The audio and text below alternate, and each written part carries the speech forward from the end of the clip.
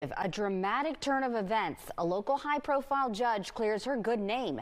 Judge Kelli Johnson is back on the bench following multiple suspected DWI charges. It turns out that she was actually suffering from a serious medical problem that has nothing to do with alcohol. And she's talking exclusively to us about this ordeal. Anchor Melissa Wilson sat down with Johnson in this interview that you'll only see on Fox.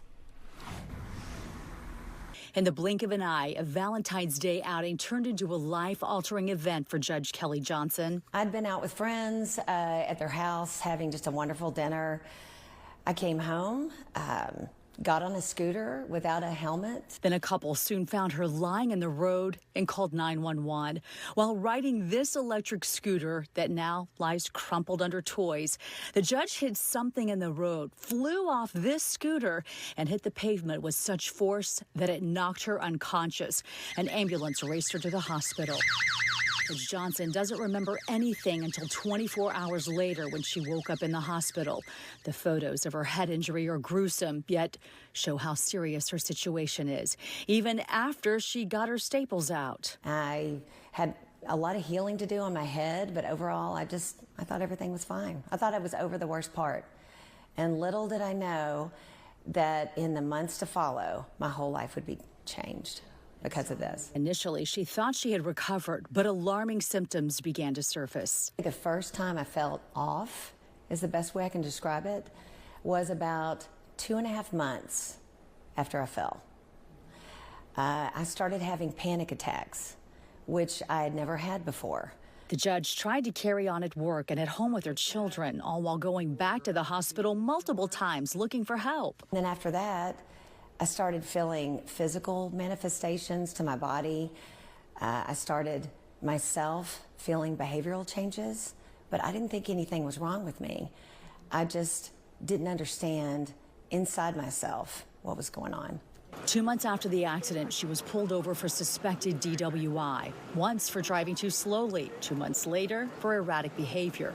She maintained her innocence, and toxicology reports backed her up, proving she did not have any substances in her system. Chris Tritico served as her lawyer while also being a deeply concerned friend. I was very worried. I've been doing this a long time, and I've seen a lot of people with mental health issues, and that was what I saw was what I see a lot with people with mental health problems, and that's what I thought was going on. That ended up being the wrong path, though she was treated at a mental health facility. Her symptoms just weren't adding up.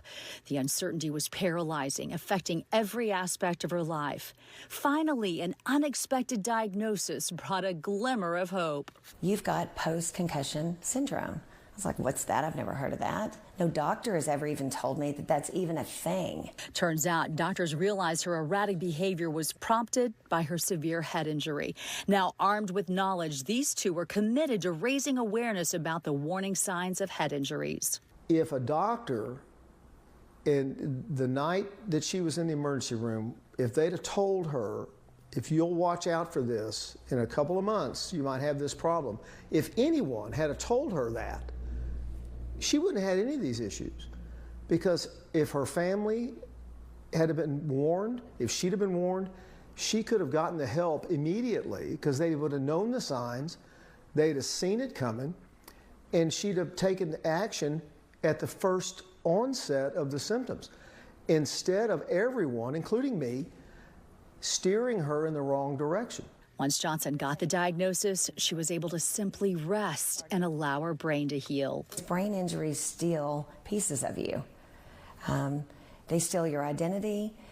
They steal moments of joy in your life. They steal friendships. They affect your work with your close friends there. It affects everything. Judge Johnson's journey emphasizes the critical need for awareness and education about the hidden impacts of head injuries. You have to be vigilant. You have to ask questions. You have to stay on doctors to give them the answers and make them figure out how healing is the best for you individually. Melissa Wilson, Fox 26 News.